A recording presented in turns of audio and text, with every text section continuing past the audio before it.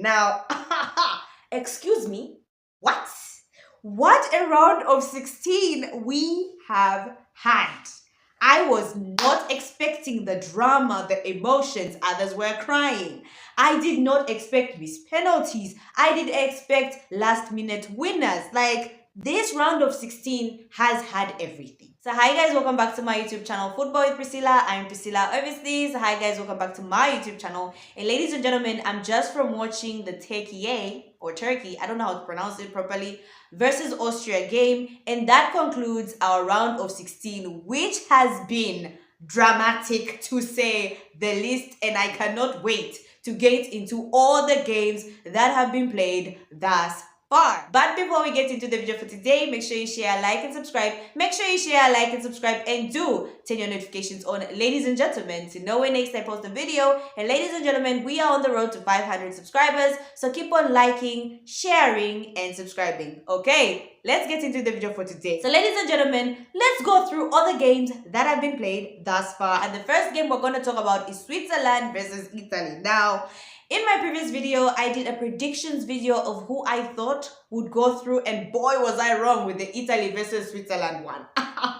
Switzerland. I was not familiar with your game, so obviously Switzerland beat Italy and knocked Italy out. Switzerland make it to the quarterfinals. Italy went home. I did not see that coming. Now, granted, I should stop making predictions when I don't follow teams closely, okay? I just assumed Italy was going to do well because, well, Italy normally does well for the Euros, but Switzerland blew Italy out of the water. Like, I was very surprised how Switzerland is playing. I'm like, excuse me, calm down. Like, it's very funny and interesting when the giants of Europe get knocked out by a team no one was suspecting. So yes, ladies and gentlemen, Switzerland beat Italy and Italy are officially knocked out. The other game that I want to talk about is Germany versus Denmark. Now this one, I predicted it, I called it. Germany did beat Denmark. And ladies and gentlemen, there's not so much to say other than the fact that Musiala, what an insane talent. Like, listen,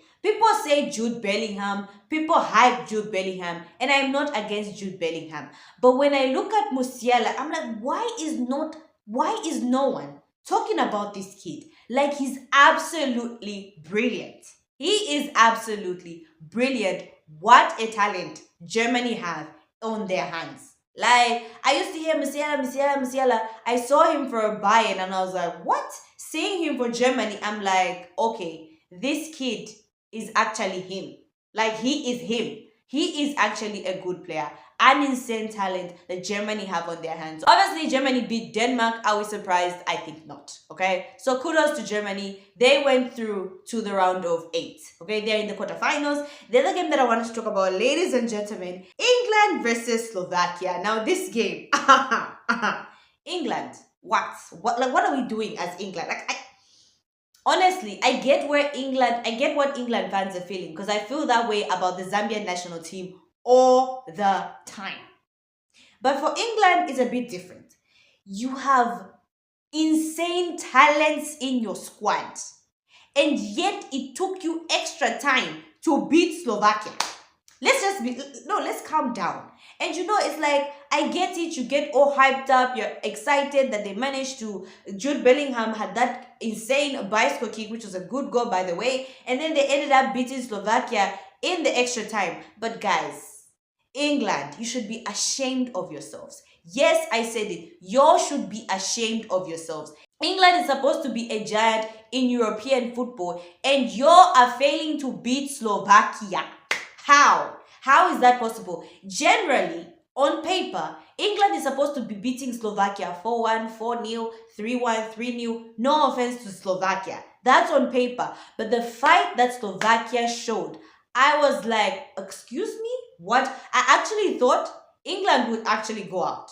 Like, Slovakia really played well. They outplayed England, to be honest. Let's just be honest. I feel like Slovakia deserved to go through. England were nowhere to be seen. I just want someone to do an in-depth analysis of the England squad. And this person should be a neutral, not someone who's afraid of the English media, not someone who's friends with the English players, but someone who's going to be honest enough and call England out for what they are. Because the surprise in me when after the full 90 minutes and the extra time, now we're in the like second part of the extra time. And then Gareth Southgate starts now putting Ivan Tony, Eze, we have an unused Watkins. And I'm like, this guy is wasting this squad. You have Ivan Tony, you have Eze, you have Watkins on your bench, you have Palmer on your bench, and you are failing to play Slovakia. How? Let's just be honest, guys. Okay, let's just be honest here. To be honest, that game, Harry Kane should have been removed a long time ago, should have been substituted. That game was crying for a creative player. And England don't have a creative player. Palmer is the only one. Palmer is the only one that comes close to creativity.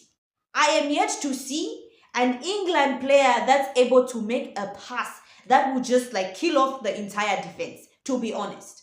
And I used to think, with the way people used to hype Jude Bellingham up, I used to think he was that player. But Jude Bellingham is the total opposite. And I was like, so why do they hype Jude Bellingham up? Like, he's a good player, but you'd think Jude Bellingham is making those passes and he's controlling and dictating the game like an Odegaard, like a Kevin De Bruyne, but he's just being a normal, regular midfielder. So I don't understand the hype. I just don't get it. But anyway. I mean, that's my opinion. So yeah, ladies and gentlemen, obviously I thought Harry Kane should have been removed. He was there for too long. Kyle Walker it was just not his day. I also thought Jude Bellingham ghosted the whole time. But people will come and give the argument of, oh my gosh, that is the mentality of a monster. Imagine you're in the like 94th, 95th minute. Your country is about to be eliminated from the group, from the round of 16, and you pull out a goal at the end. What a player. Like you people, Daniel Sturridge was doing the same thing for Liverpool. Calm down. Okay? Let's calm down.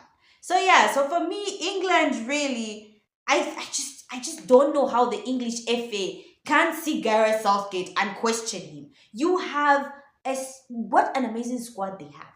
Talents they have. Like Jude Bellingham, even though I'm on him, like, but he's absolutely a good talent. Right? He is a talent. Declan Rice, Kobe Mino.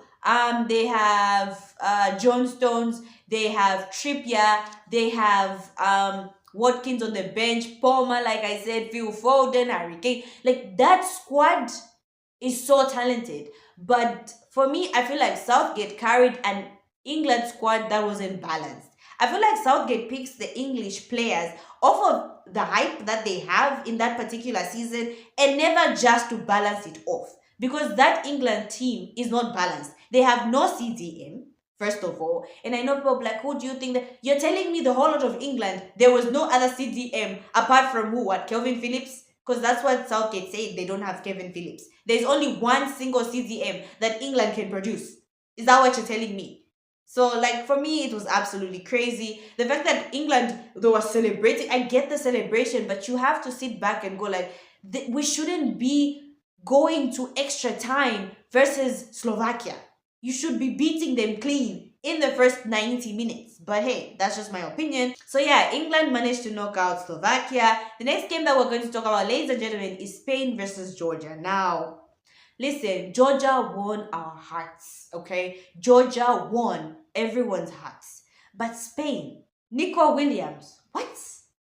Yamal, what? Like, Spain's talents is absolutely ridiculous. The way Spain play their football is absolutely ridiculous. Like, it's those games where I just sit and just enjoy. Like, I enjoy such games. I love possession-based football. I love football with one touches. I love it when players are able to think. Like, it's chess on the pitch. Like, players are able to find space. I love it when players are able to control the tempo of the game. And Spain, this whole tournament, there is no team that is playing better football than Spain, in my opinion. Like, watching Spain is so delightful. You're just sitting there and you're so calm. If you want to just clear your mind and you just want to relax, Watch a Spain game. And the fact that they've integrated new talents, and Spain has always been a country that plays possession based football. The fact that every player that comes in is able to integrate in the system and they just all look like sharp, intelligent players. Like, oh my gosh, Spain's style of play is an absolute beauty to watch. What a team they have. So it's going to be interesting. Germany versus Spain is going to be interesting. A game that I absolutely do not want to miss. That is a no miss game. Like, whatever you're doing, drop it. You have to watch Germany versus Spain. Obviously, Spain managed to beat Georgia. I called it, and I'm pretty sure a lot of you guys did. The other game that I want to talk about, ladies and gentlemen, is France versus Belgium. Now, I said France would beat Belgium, and France did beat Belgium. There's not so much to talk about this game. We knew this was going to happen. Belgium haven't turned up. I think France have been better. Looking at the French squad, you have the Camavingas, you have Mbappe, you have Colomwani. Like, that is a full squad. Like, I don't, like, okay. It's going to be interesting who's going to beat France. Who's France playing next? Ooh, Portugal. Oh my God. Another game you don't want to miss. Like, the Euros are just getting better and better as you go to the different stages. But yeah, ladies and gentlemen, I don't think there's so much to talk about. Like, this game, personally, I didn't watch it, but I did expect France to beat Belgium. So kudos to you, France beating Belgium. Belgium is out, and Kevin De Bruyne was very upset. Like, he was pissed off. So, ladies and gentlemen, the other game that I want to talk about is Portugal versus Slovenia. Now, I'm just going to say this now. For you people that don't know, I am a Messi fan. Okay? I am a huge Messi fan, and I know it's taboo for a Manchester United fan to support Messi. But listen, I am a huge Messi fan. For me, the GOAT, the greatest of all time. Now, imagine how I was feeling yesterday seeing Portugal struggling. In particular, he who shall not be mentioned, Ronaldo. I was having the time of my life. And I feel like people take these things too much to heart. Like, we're just trolling. No one really hates Ronaldo, guys. We don't know the guy. We don't know his life. We've never spent time with him. So it's practically impossible for us to actively hate him. We just troll. It's football. There's something called football banter. People need to calm down. Like, on Twitter, people are like, oh my gosh, I don't know why people hate Ronaldo so much. Like, I don't know why people don't like him. How can you just hate someone? You guys are just so hateful. It's called football banter. Y'all need to calm down, okay? If you're on to the Ronaldo versus Messi debate, you understand what happens. Messi has a stinker. We expect the Ronaldo fan base to come out and troll him. Ronaldo has a stinker. Expect us, Messi fans, to enjoy trolling. It's not personal, it's football, okay? So calm down. But yeah, so ladies and gentlemen, Portugal versus Slovenia. Now, I called Portugal to win this game, obviously, and they did. But I did not expect Slovenia to take them to the penalty shootout. And by the way, Slovenia, you guys made us wait until late into the night just for you to fail all 3 penalties consecutively. Come on, guys. Let's be serious. I was rooting for Slovenia. What was it? Is it Sissoko? Is it Sissoko's? I don't know how to pronounce his name, but I think it's Sissoko. That clear chance he had in the extra time broke me, because I was like, this is it, and he failed. He failed to score. So listen, Slovenia, you have no one else to blame but yourselves, because one of your teammates was easily going to get you guys through, but he missed the chance. So yeah, ladies and gentlemen, Portugal, obviously, for me, Portugal, England are in the same WhatsApp group. They have the right players, but they're just failing to perform. And I'm also blaming the Portugal manager, because you have absolute amazing talent on your bench, but you're failing to substitute them because you're afraid of the players on the pitch. And then we have the players on the pitch who are not able to speak up when they saw, like, this is not happening. Can we talk about the fact that Ronaldo took free kicks when the guy hasn't scored free kicks in how long? Like, and people are like, no, he scored for the team that he plays for, and he recently scored for Portugal. I don't know where these stats are, but like, guys, by now, you should know that Ronaldo's strongest suit is not free kicks. Headers, yes, but free kicks, really? The first free kick, the second one was criminal. He should have given it to someone else. It's his obsession with trying to be the man of the moment. Bruno Fernandes has a good conversion rate. Bernardo Silva has a good free kick conversion rate. And Ronaldo still insisted on shooting free kicks. I don't think that was the time for him to prove himself. I think at a certain point after the second free kick, he should have been like, you know what, Bruno Fernandes, why don't you try and shoot? But he insisted on taking all free kicks. It was absolutely ridiculous. And for the penalty, I know he's Ronaldo, he scores penalties. But for me personally, I thought Bruno Fernandes should have taken it. Bruno Fernandes has a very good penalty conversion rate. So listen, it's absolutely crazy. But I understand you have a squad where there's Ronaldo or Messi. You're really not going to substitute either Ronaldo or Messi. So I get where Martinez is, and I get where the Portuguese players are coming from. Who even has the guts to stand up against Cristiano Ronaldo? Nobody, right? The way people were trolling Ronaldo on Twitter yesterday was absolutely foul. Oh my god, I was having the day of my life yesterday. I was having a field day on Twitter. The tweets were just crazy. BBC was foul. The Guinness Book of Records on Twitter also posted something like, this is what happens when you fail to break a record. And they put a picture of Cristiano Ronaldo crying. Like, listen, okay, you know what? It's absolutely ridiculous being at that level of fame. Like, I hope Ronaldo doesn't go on Twitter because personally, I can't handle all that. But listen, Twitter was absolutely insane yesterday. It was crazy. But hey, it's just football. So yeah, ladies and gentlemen, obviously Portugal knocked out Slovenia. Then we have Netherlands versus Romania, which wasn't really a surprise. Okay, I called it. Netherlands would beat Romania, and Netherlands did that. They beat Romania. I don't think there's so much to say about this game. Then last but not least, ladies and gentlemen, we have Austria versus Turkey, as people are now pronouncing it. So, ladies and gentlemen, Turkey have managed to finally make their way into the quarterfinals by beating Austria 2 goals to 1. And what a game of football it has been. So, ladies and gentlemen, the games for the quarterfinals are as follows: Spain versus Germany, Portugal versus France, England versus Switzerland, and Netherlands versus Turkey. Now, this is going to be interesting. And what a round of games we have on our hands. Here are my predictions before we go. Spain versus Germany. This game, I don't even know how to predict it. Like, I'm even afraid of predicting it because I want Spain to go through, but Germany is also a crazy machine. I'm gonna go with Spain beating Germany. But listen, I wouldn't be surprised if Germany beats Spain. Spain has a lot of youngsters, they're not experienced. Germany has experience, and that's what Germany has or might have an advantage over Spain. But I'm gonna go for Spain to beat Germany. We have Portugal versus France. Listen, I think France beats Portugal. The way they are playing, they're not organized. I don't know what style of play Portugal is playing. Bruno Fernandes, Bernardo Silva, they all look out of place. Like, and then Ronaldo is just, he's old at this point. So yeah. But so yeah, ladies and gentlemen, for me, I think Portugal versus France. I think France beats Portugal. We have England versus Switzerland. If England don't turn up, Switzerland have the capability of beating them. Okay. Switzerland is playing energetic football. England, we have no idea what England is doing at the tournament at this point. Like, can somebody tell me what style of play England is actually playing? Um are they playing position-based football? Like, what are they actually doing? Somebody let me know in the comment section. So yeah, Switzerland versus England.